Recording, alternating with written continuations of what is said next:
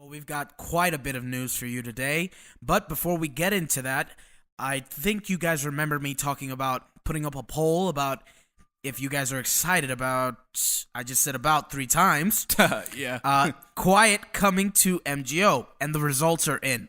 So Wait, this was our poll from our Twitter, right? yes, From this is yeah. Okay. You guys can join us on our Twitter, UCBP Podcast. That's right. UCB Podcast. I had to say that again. Join us there for the latest news on our podcast and Metal Gear news. Yeah, and chat with us. Yeah, we keep up to date and send us messages, all that good stuff. So here we go. Now, 52 out of 865 voters, Nice. 52% of you said yes, 21 said no, and 26 said who?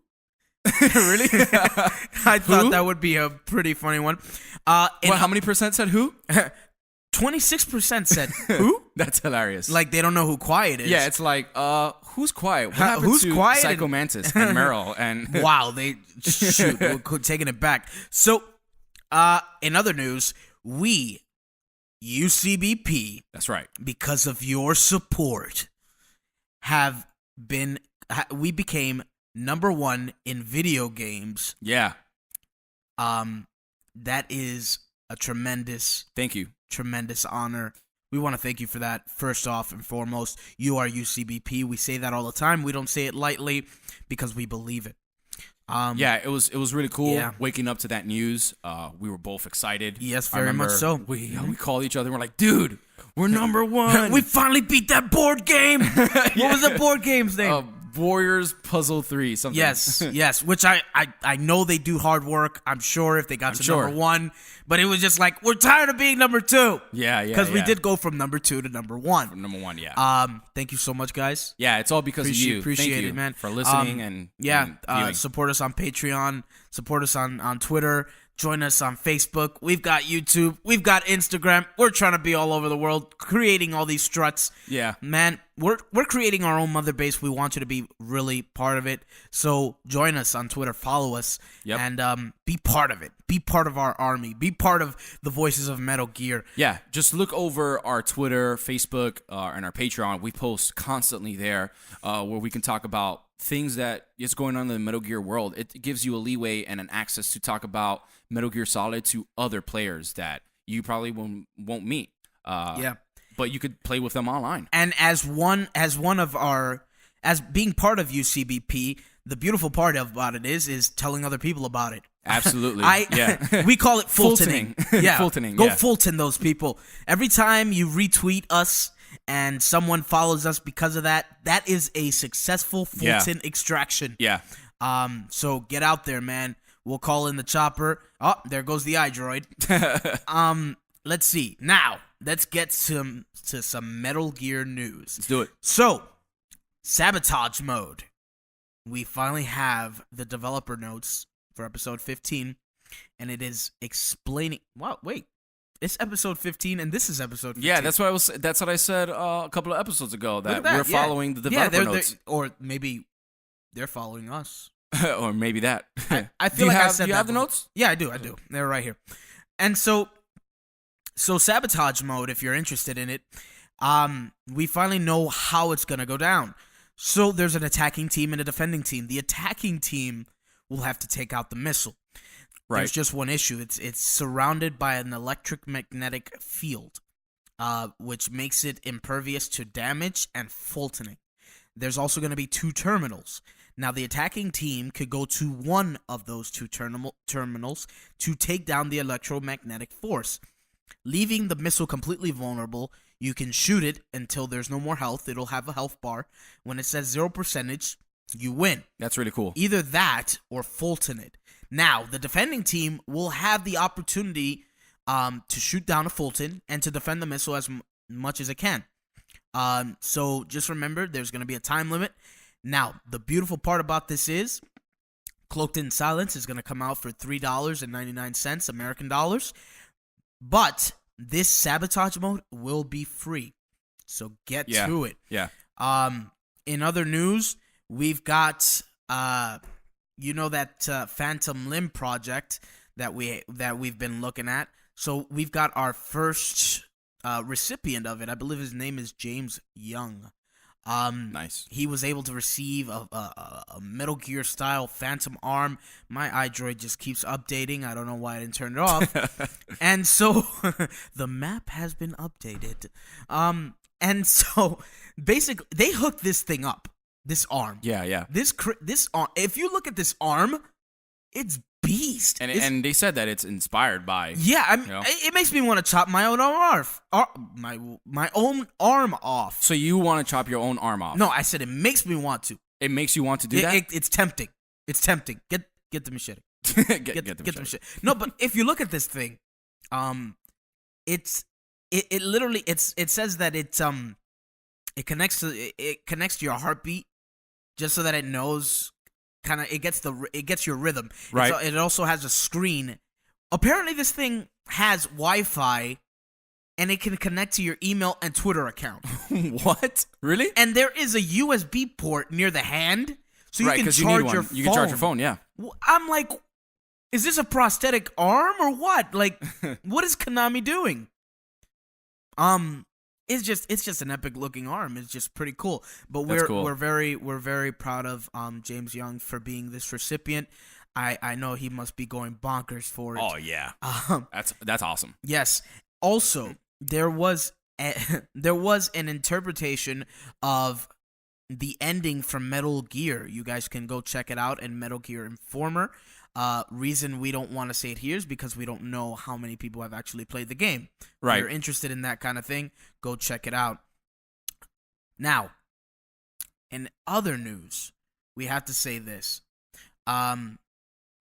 We as a podcast are growing so rapidly that we can't even fathom it. And we're so happy about it. We're so, I don't know, it's encouraging, and we want to thank you as the fans because we see you. Twitter's blowing up. The subscribers just keep on adding, and so we want to hear from you. We encourage you to email us at underthecardboardbox@gmail.com. So go on and do that. And then now something else I have to apologize for, which I didn't get to do in the intro, was on the last show. I was hearing it, and I cringed every time I did it. Every time we talked about Metal Gear Solid 3 substance. Oh, you brought this up, yeah. Yeah. Substance. I kept saying subsistence or substinent or something like that. I don't know. Yeah. But I have to correct it. I'm sorry, guys. I was in the moment. It's subsistence. Metal Gear Solid 3 subsistence. It made me cringe every time I said it, but I'm not gonna dwell in it for too long. I'm just gonna pass it on to Hyro for some Kojima news. All right, so Kojima is a pretty hot topic in the video game industry now. He's been in award shows. He's been doing this tour that we last spoke about. He just won an award at the DICE Summit. Just a lot of stuff going on with him. During that panel, he said he spoke to an interviewer in Polygon, and he said, "I would definitely like to explore horror as a theme." In an interview with Polygon, Hideo Kojima, through his translator, talked about his plans for the future and the new studio. When asked about whether something like PT or Silent Hills will ever be made by him, he responded by saying, quote, "PT, in a way, for us, was also an experiment to understand many things. Silent Hills, I don't think will ever happen. But I would definitely like to explore horror. And by horror, I don't mean horror as a genre, but more like the feeling of horror. The terror as a theme, as a topic. After PT, there were similar games that were released or being developed. So personally, I wouldn't want to do something that in the same tone. I would prefer to do something that makes a different approach, that takes a different perspective to it." End quote. So Kojima couldn't say much about his breakup with Konami, but he did say that he wants to move on. Quote, "To be honest, I don't want to look back. I just want to move forward." End quote. The game designer is currently still in process of setting up his new studio, Kojima Productions. He says, quote, "I'm putting together a team, a staff, and I'm working on facilities. We're working on what kind of engine we're going to have. We're working on establishing the environment for the studio, doing the planning for a project, doing technology testing, and the things is The thing is, I'm doing all this in parallel. I'm trying to do this on a vertical growth so that it really, really is going to be busy for these days. End quote. Looks like he's doing a lot of stuff. Obviously, he can't use a Fox engine anymore. So That is unfortunate, honestly. yeah, which was a great engine. I mean, I don't know. I know he came up with kind of like the idea, or do I? I mean, there's a lot of things going on. Because he had a huge team for that. You know, did. And it's just, man, to see a project like that, to use it in something you're not even earning money for, and then never being able to use it again. Right. What do you do? You can't. He said that. He said in terms of his team, it's slowly expanding. Well, I mean, all you can do is outpower it, though. Like, how do you do better than the Fox engine? Yeah. I mean, I've seen Unreal Engine. In your opinion, which one do you think is like Unreal did some amazing things? Unreal Engine 4, I think, in my opinion, is a lot better than the Fox engine. Yeah, do you really? Just why? in terms of the fidelity of it, there's certain textual graphics that it's just a lot more. How do I say it? Like, the contrast and everything to put together is just a lot better. And also the ease of access. You know, the Fox engine is only in Konami. You know, that's the only one who can right now use it, pretty much, unless they license it out to other companies. Which I doubt. We doubt. I guess I could speak for both. In terms of Unreal Engine 4, it's been used now, for some time. So the more you use it, the better you get at it. You know, only one game has used the Fox engine, maybe PT, but Metal Gear Solid 5 is the only one that has used it. So in terms of like the game engine and which one I think it's better, Unreal Engine 4, just because it's been used, and I think there's different things you can do. You can expand it. And I've seen, probably on YouTube, I think you've seen some like Mario on Unreal Engine 4. Yeah. Sonic. Which Crash those Bandicoot. games aren't made for the, No, of course not. You need no cartoony games. You need like realistic Yeah. kind of games. Like, I can definitely see like a Splinter Cell with an Unreal Engine. That would be great. Yeah. If you played Blacklist or Uncharted with an Unreal Engine. Right. So lots of things like that. Cinematic games. So in terms of game design, he spoke about that for a bit. So on Twitter, Kojima briefly talked about his method of game design, which means being involved in every aspect of production. I often get asked how I construct games. I start off with game systems, its world, the story, characters. Today, not only game, but also movie industry. People work on their specialties like Job Delusion or for the big budget title. He says, quote, but in my case, it's more specialty to work on everything at the same time. By myself, to me, that is my game design. There's 4 necessary elements to creating video games. This is very important. He says, understand the game, understand the picture visual movie, which is something we were talking about before, about visual and movies, Mel. Understand the sound, music, the sound, so that's like music and sound. Understanding the story, construction, storytelling, which is very hard. These comments echo what he said in one of the interviews at DICE last week, comparing a structure of delegated game design roles to a factory. Because of this, Kojima intends to keep the size of his new studio somewhat limited, so it remains possible to oversee everything. In my opinion, I think this is cool. This talks about things that they could. I think he went to the bathroom, but he let one rip. That's why. So in my aspects, like, this is good. This could help a lot of young developers go in and say, "Oh man, this is a good structure to follow. For like making video games and stuff." You know, what do you think about the 4 things he said? No, definitely, 100%, man. Don't get me wrong. Hideo Kojima is if not a genius. Yeah, yes, he is for sure. Man. Yeah, but as you said before, like, go back to the other article. Go back. Yeah. He said sound. What is it? So it's music and sound. Yeah, music and sound. Okay, visuals. Going back to my Final Fantasy. Oh boy. One Wing Angel. Okay. Everyone knows One Wing Angel.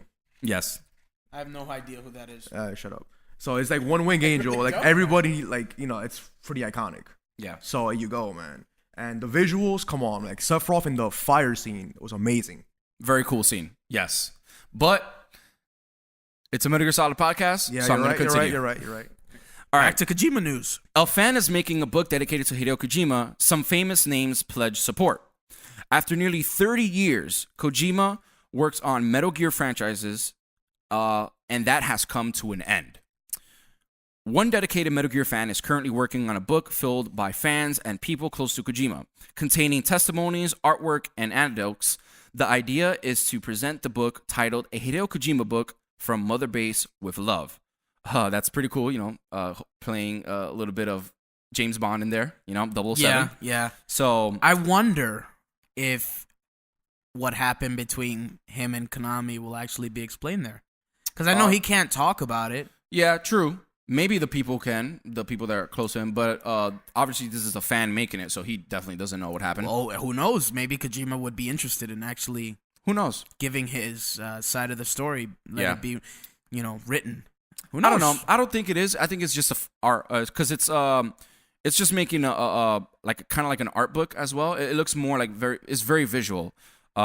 He says, as a way to say thanks to all the great moments he has given us fans throughout the years. Like, so he's making just like a fan service. So here you see sketches of him, just like some things, you see him going like this. Kojima, it kind of looks like a snake a little. Talks about the Arthur here. Several familiar names have already given their support, including Rika Murakana, Julian Shees, Emilio Lopez, Heather Haley, and Lori Allen, among others. Let's see here. If you want to know more, be sure to check out the Facebook page and his Twitter accounts, which they don't say here, but I will get it. So we'll add it in the. It's Chaotic Snake, and I'll add it in the show notes. Just add it in the show but it's Twitter/Chaotic Snake.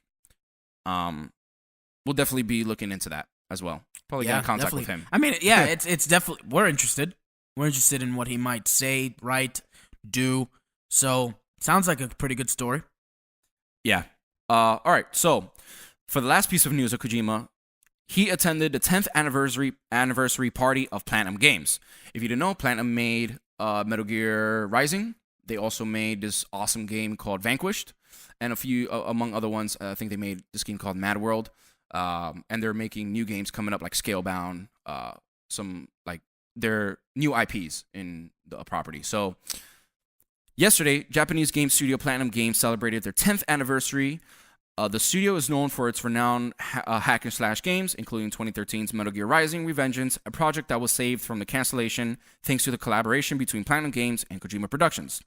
Multiple famous Japanese game designers were presented at this party, including Hideki Kimaya, Shinji Mikami, Goichi Suda, and of course Hideo Kojima. It's good to see him keeping in touch with other masters of Japanese gaming industry. So here you see a lot of picture. It was set in Paris, so you see Kojima with all these developers and stuff. You see him taking pictures, selfies, a picture of the Eiffel Tower, and a huge like plushy looking thing. I guess that's that's a cake. It says 10th anniversary Platinum Games. That's pretty cool. It's good to see him keeping in touch. Of course, keeping them close. I think he's gonna. Don't burn bridges you don't need to burn. Of course not. Of course not. That's it for Hideo Kojima news. Remember that we get all our news from Metal Gear Informer. They do Hideo Kojima news, Metal Gear Solid news, anything Metal Gear and Hideo Kojima related. Absolutely. Thank you, Metal Gear Informer. We just want to say that first and foremost. But with that, we go into our next segment. Tips with Arnaldo.